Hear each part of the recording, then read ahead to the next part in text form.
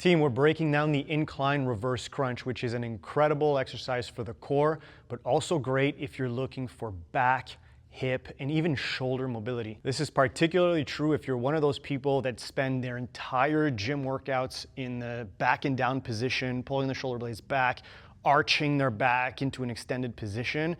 Restoring kind of like that flexion position in the spine is really going to do wonders for your mobility and overall how your body is going to feel. So if you're stiff, this is a good move for you. If you've been told your entire life to never flex your spine because it's dangerous to do that in the gym, this is also going to be a great exercise for you. Now, if you're doing this and it's hard, you can start on a flat bench, but what we want to do eventually is get you into the incline position. So all of the same cues I'm going to give you on the incline would apply on the flat bench, and that would be a regression. We'll talk later about what you have to do if you want to progress and make it harder.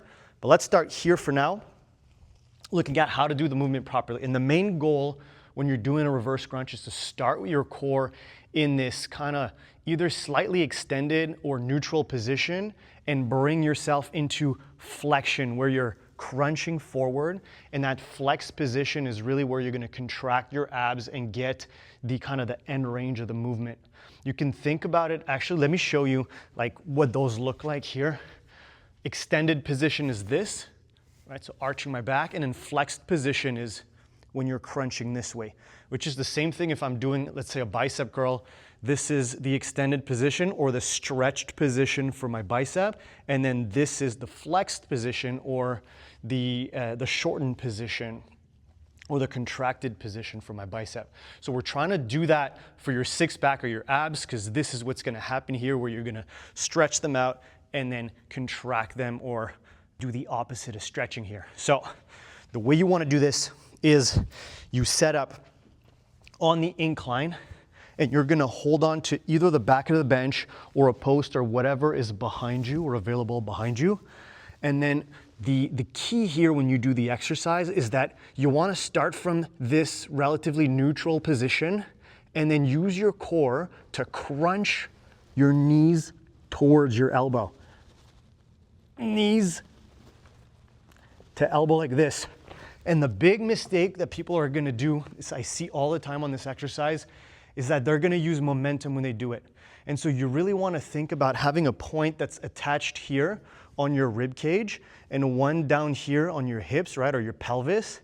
And your abs are tied to both of these points, and they're basically squeezing together to close this gap.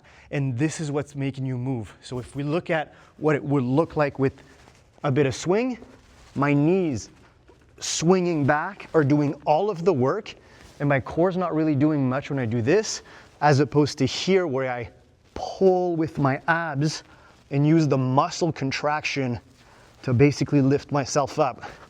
If you need a cue or a constraint to figure this out without having to think about it, what you do is you take a foam roller, you place it underneath your legs like this. So this way there's no movement of the knees that can occur for the swing, or there's less chances of you doing that. And then you're gonna come in and crunch like this over here. So the progressions you're going to use for this is you're going to start on a flat bench like we said, then you're going to progressively increase the incline until you get to somewhere around 45-degree angle. So maybe a little bit, this is a good angle here, it could be maybe a bit steeper if you want to make it a bit harder. And then after that, you kind of just keep getting more incline to keep increasing the difficulty. So what you're going to do is you're going to load up. Give me a sec, I'm going to get a ball, show you how we do this. Okay, so I'm going to use this med ball here. It's a bit big. Ideally, you have those smaller med balls that you're easily going to stick underneath your legs, kind of like the foam roller. I'm going to try to jam this in there so you can see what I'm talking about. But basically, if you squeeze this in here like the roller, then you have a weight that you're going to be able to use when you're doing that crunching motion. Now, once you master this and you get a good understanding of how to do the exercise without swinging, another way that you can progress it is by also adding more of a stretch position to the exercise. But the danger here again is the swinging. So you want to make sure you're not doing that. But how you could add a stretch to make it even harder is that you would, at the bottom, get your heels towards the ground which then increases that arch in my back, which puts more stretch on my abs, which is the same thing as if I'm extending my bicep fully on a bicep curl, so that it's gonna be more potent as I come back up. So from here, as I'm catching my breath, you're gonna go from extended to crunched,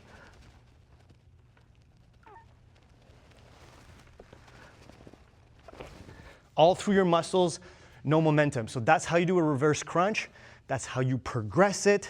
If you do this properly with the right difficulty, you should be able to get in that sweet spot of like an 8 to 12 rep range where the exercise is super difficult. If you find yourself doing 20 plus repetitions and you're not finding it that difficult, then you're either swinging or you don't have the right incline or the right load to do this properly, but you should definitely feel a burn for an 8 to 12 rep range.